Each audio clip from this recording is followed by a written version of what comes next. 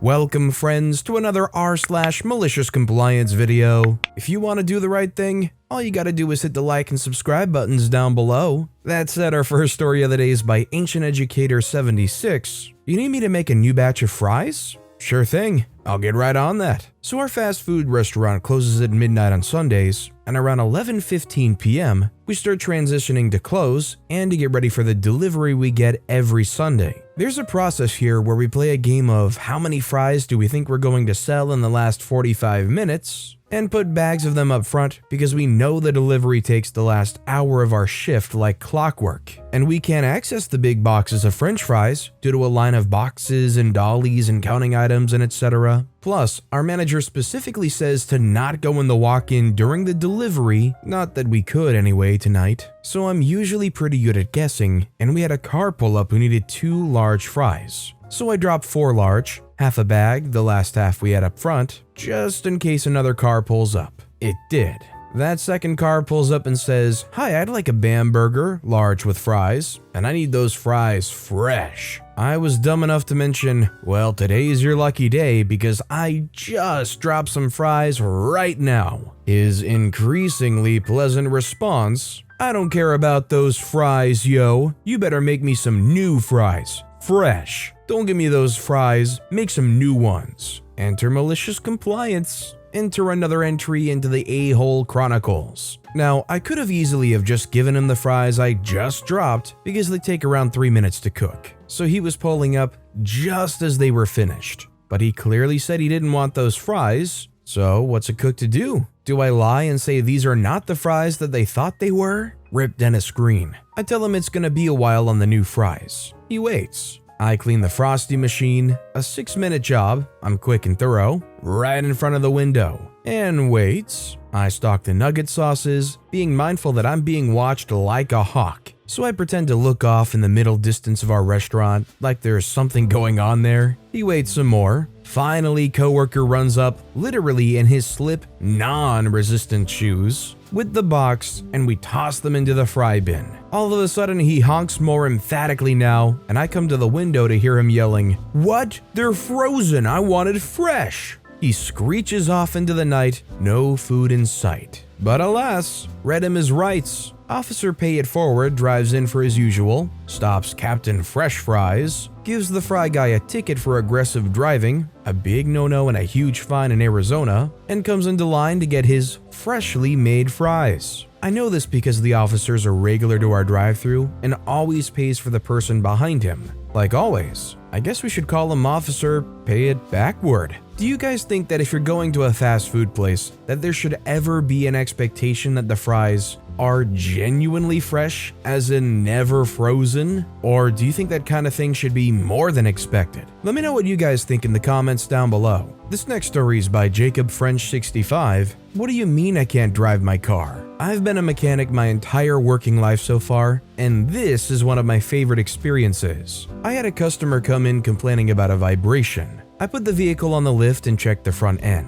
I found a nearly broken tie rod and a faulty rack and pinion. So basically the passenger side front wheel was not fully secured to the steering system and would soon break and cause the wheel to be completely disconnected from the steering. I told the customer how much the repair would be and told her it was unsafe to drive. She asked me to put it back together so she could leave. I told her I couldn't do that because if it broke after I let her leave, I could be held liable. She started yelling and screaming about calling the cops and suing me, and how her cousin's brother knows a guy who's related to the chief of police, and I'll be arrested. She calls the police and they come out. I show the officers the vehicle, and they understood the safety concern. They told me to just put the car down and let her leave. I did, and even made her sign a statement declining crucial safety repairs. She left with the most "ha ha, I told you so" smug grin on her face until she left the property, got pulled over, and her car impounded. They also gave her a ticket for reckless driving. I was so happy seeing her car get towed. The cops told her it was against the law to drive it.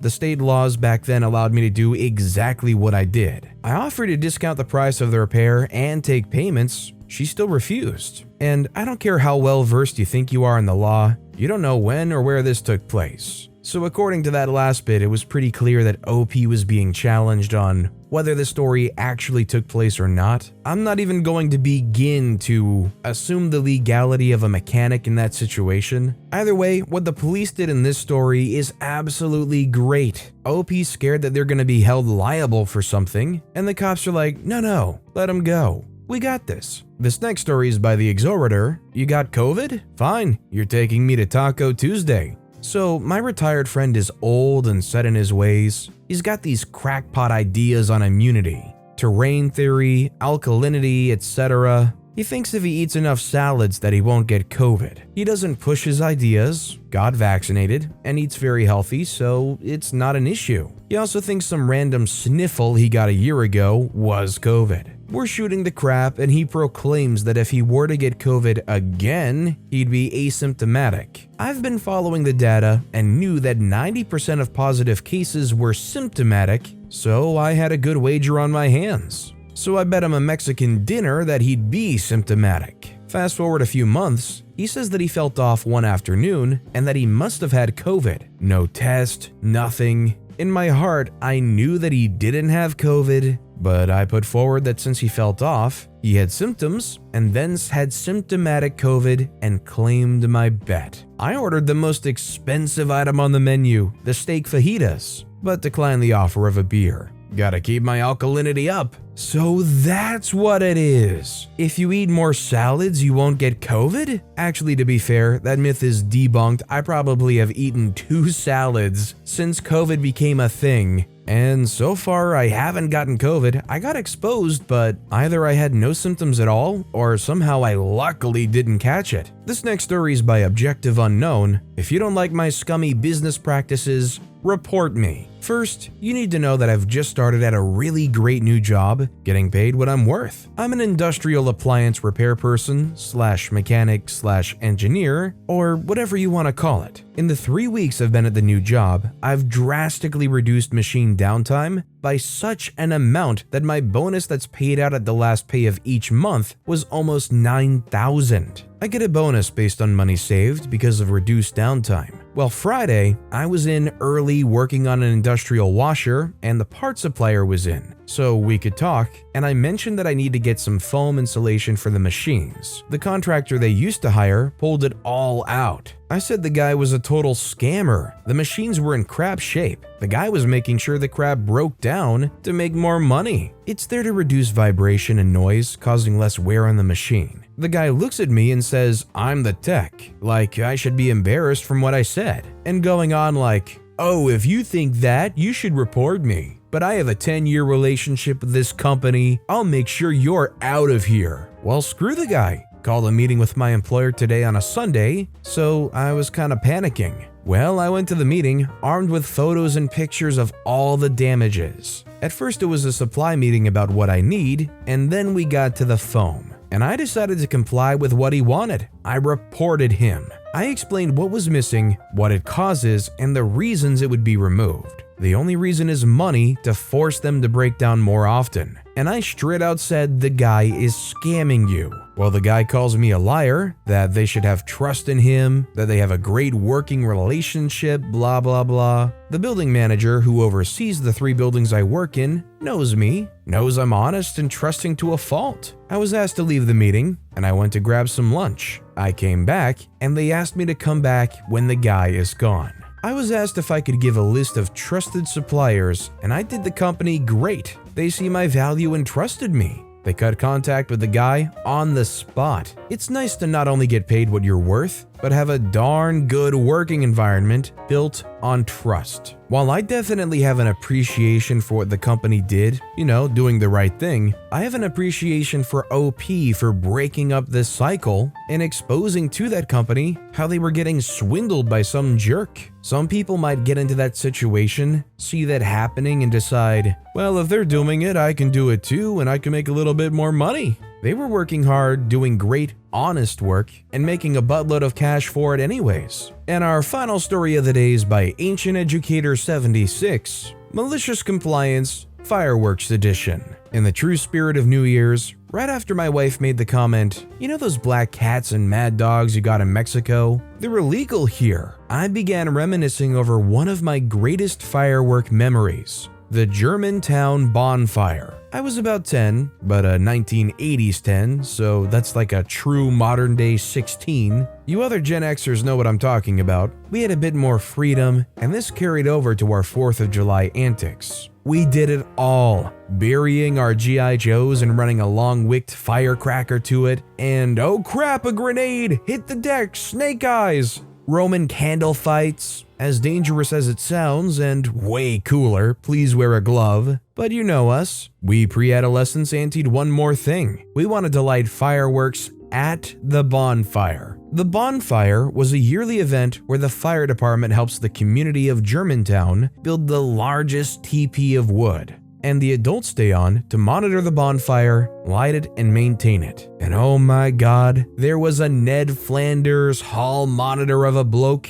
who wouldn't let us anywhere near the bonfire even before it was lit. I just wanted to touch the wood. It's been a lifelong dream of mine to stroke smooth wood. If we even got within 10 feet of it, this high-pitched guy schnozzed out a, "You little craps don't even go near this, you'll freaking ruin it." This guy really reveled in his power, shooing away all the other adults with his best brainy impersonation with the utterance, "The big strong fireman said it's my job to tend the fire." Some adults argued back saying, "Tending the fire doesn't mean you get to swear at my freaking kids, pa." That's how I met my best friend's dad, but a story for another time. So evidently this guy starts setting up a tent. He was spending the night. Great. Right before he shoos us away even further, the remaining 20% who were unfazed by his tirade of condescension and insults, both of which were many and will remain unnamed, were instructed, "None of you kids are allowed to light any fireworks, and especially not this here bonfire. You can't play with fire, you little craps, so don't light anything." He then took the 3 of us kids, one at a time, and bent us over his knee, at least we thought, but he was reaching into our pockets with his claw hands,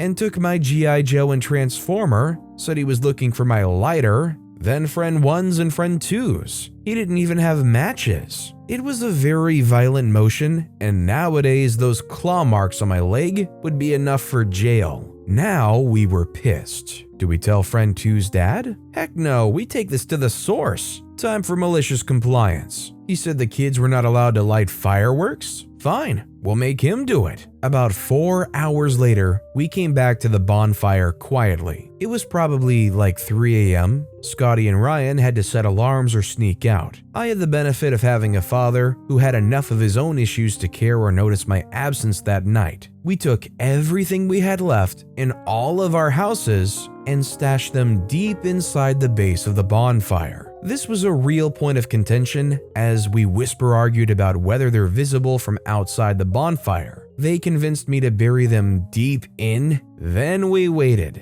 The next night was gonna be lit. Literally. We couldn't wait as we saw them light the bonfire to the entirety of Whoville's cheers. Then surprise, then laughter as Brainy Smurf jumped around like Marty McFly and Back to the Future. Large cracks and pops came from everywhere, and a couple resounding booms. We thought it would be like the movies, you know? Fireworks shooting out in a hemisphere of color and light, but nope. Just our lifelong nemesis dancing around like Roscoe P. Coltrane to the sounds of gunfire. The words, "You little some witches," can be heard across the Quincy Bay. Sadly for the kids, you combine all of these fireworks and the movies make you think that they're going to be these massive blow up in the sky 30-foot explosions of dazzling mixed colors and everything you could dream of and more. But sadly, what happens in reality is a lot of light flashes, a ton of smoke,